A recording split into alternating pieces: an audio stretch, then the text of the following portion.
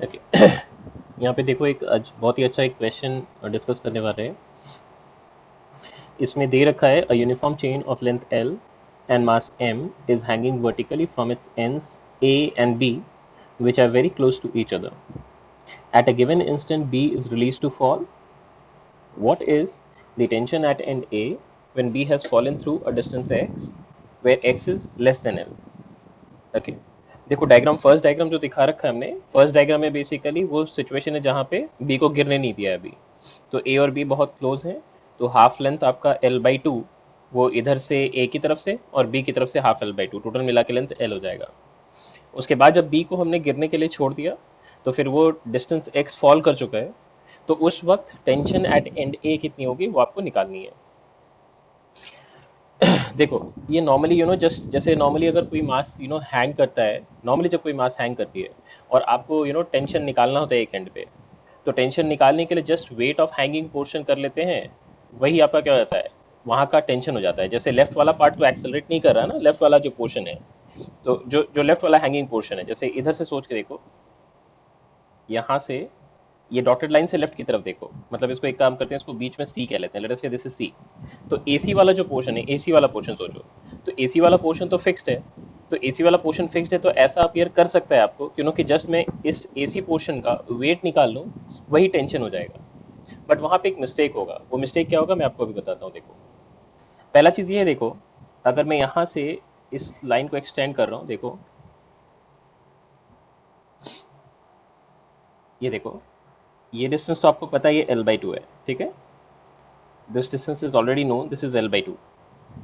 अब अगर x distance देखो, वो नीचे गिरा है एंड b, तो वो x डिस्टेंस देखो दो पार्ट में यहाँ पे आ रहा है, एक लेफ्ट पार्ट में और एक राइट पार्ट में। जैसे इसको नाम दे देते हैं, काम करते हैं, इसको d कह लेते हैं और इसको e कह लेते हैं। तो देखो d से c एंड c से e, ये जो पोर्शन होगा वो डेफिनेटली आपका x लेंथ का होगा।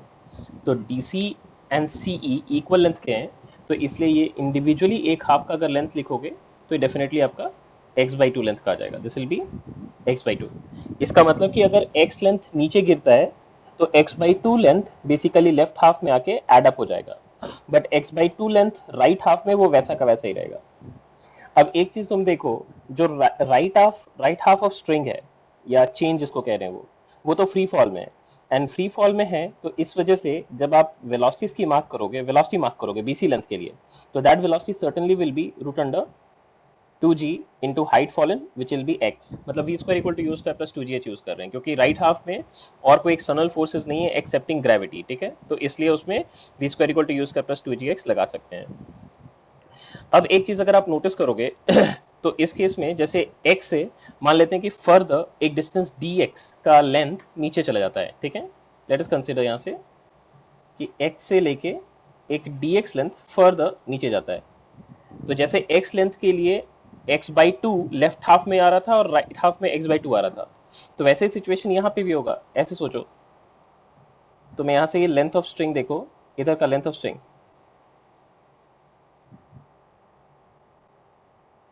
ये लेफ्ट में आपका dx/2 हो जाएगा और राइट में भी आपका dx/2 हो जाएगा। तो एक चीज नोटिस करो आप, dx/2 लेंथ का जो स्ट्रिंग का एलिमेंट लेफ्ट में एड अप हुआ, उस स्ट्रिंग का जो एलिमेंट था उसका पहले तो वेलोसिटी v था, बट सडनली उसकी वेलोसिटी जीरो हो गई है। तो उसकी वेलोसिटी को जीरो करने के लिए लेफ्ट पार्ट ऑफ स्ट्रिंग जो था, लेफ्ट पार्ट ऑफ स्ट्रिंग, उसने डेफिनेटली पुल किया होगा ना अपनी तरफ, क्योंकि वो नीचे की तरफ गिर रहा था, बट उसको तो आपने रोक लिया गिरने से। तो यहाँ पे एक इम्पल्सिव फोर्सेस भी तो जनरेट हो रहे हैं क्योंकि फॉलिंग स्ट्रिंग लेंथ के एलिमेंट के आपने क्या कर रखे हैं, वेलोसिटी को सडनली जीरो कर दिया है एक हाफ के लिए, एक हाफ के लिए की बात कर रहे हैं। तो इस हाफ में जब आपको टेंशन निकालना होगा ना, टेंशन एट एंड ए निकालना है, तो टेंशन एट एंड ए जब आप निकालोगे, रिक्वायर्ड टेंशन जो है, that will be due to two parts. एक है आपका weight of falling section, weight of hanging section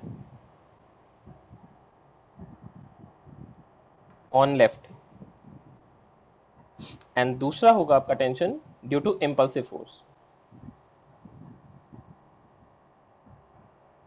impulsive force to bring dx/2 length of string element at rest. ठीक है, तो अब इसकी वैल्यू तो आप आराम से लिख सकते हैं. So this will B tension eight, tension जो हैंगिंग पोर्शन की वजह से आ रहा है, दैट विल बी, ये पार्ट का लेंथ देखो कितने का है. सो दैट विल बी, अगर मास पर यूनिट लेंथ लगाएं तो मास पर unit length is m by l, and उसका लेंथ है l by two plus x by two, ये हो गया मास, एन इंटू जी कर लिया, plus tension due to impulsive force. वो कैसे निकालेंगे आप, डीपी बाई डी टी करके, कि मतलब जो आपका लेफ्ट पोर्शन के लिए, ठीक है, ये लेफ्ट पोर्शन में जो एडअप हो रहा है उस पार्ट के लिए सिर्फ कर रहे हैं, ठीक है, dx बाई टू लेंथ के लिए. अब डीपी बाई डी टी की वैल्यू क्या लिखोगे आप सोच के देखो, what will be DP by d T भैया. डीपी बाई डी टी में क्या लिखोगे आप, मास उसका जो होगा dx लेंथ वाले का जो मास होगा, तो उसके लिए मास लिख रहे हैं dm इंटू उसकी वेलोसिटी का चेंज हमने कितना किया, जीरो जीरो कर दिया v से. तो चाहे मैग्नीट्यूड की अगर हम बात करते हैं तो magnitude of change is basically v minus zero. So basically dm into v लिखेंगे, ठीक है, एंड डिवाइडेड, ये तो हो गया मोमेंटम का change, and divided by time interval dt कर लो, तो dm by dt and into v हो गया है. ये बिल्कुल वैसा ही वेरिएबल मास सिस्टम की तरह ही हो गया. जैसे अगर तुम देखोगे लेफ्ट पार्ट के लिए मासेस तो ऐड अप हो रहे हैं ना, और मासेस अगर ऐड अप हो रहे हैं तो ऑब्वियसली उस केस में क्या हो गया, वेरिएबल मास सिस्टम बन गया. तो dm by d t into v relative, ये तो आपको याद ही था, सेम तरीके से करना था. मासेस जब ऐड होते हैं तो क्या करते हैं, जिस डायरेक्शन में वेलोसिटी, रिलेटिव वेलोसिटी आती है, उसी डायरेक्शन में हम क्या करते हैं, उसी डायरेक्शन में हम फोर्स को भी ऐड करते हैं. तो देखो ये फोर्स नीचे की तरफ ही आएगा, क्योंकि लेफ्ट पोर्शन के रिस्पेक्ट में राइट वाला जो पोर्शन गिर रहा था वो नीचे की तरफ गिर रहा था, तो फोर्स भी क्या करेगा, नीचे की तरफ लगाएगा, और नीचे की तरफ अगर फोर्स लगाएगा तो उस केस में क्या करेगा, ऊपर का टेंशन बढ़ाएगा. That is what we are doing over here. तब इसकी वैल्यू को सब्स्टिट्यूट करो, so this becomes m by two l into l plus x into g, and plus dm की वैल्यू अगेन मास पर यूनिट लेंथ इंटू उसका length कितना choose किया तुमने, dx by two into v by d t लिख लेंगे. तो इसकी वैल्यू हो जाएगी, this will be m g divided by two l into l plus x and plus m by two l into d x by d t into v. और d x by d t तो खुद ही we है, तो उसको we square लिख सकते हैं. तो इसको लिख सकते हैं एम बाई टू एल, इसको कॉमन आउट किया, यहाँ से आ रही है g l plus g x and v square, ये टर्म आपका v था, ध्यान रखना, ठीक है, this is v, so v into v is v square and that becomes two g x. तो इससे आपके पास आ गई है m g divided by two l and that multiplied with l plus three x आ जाएगा. That's it. Got it.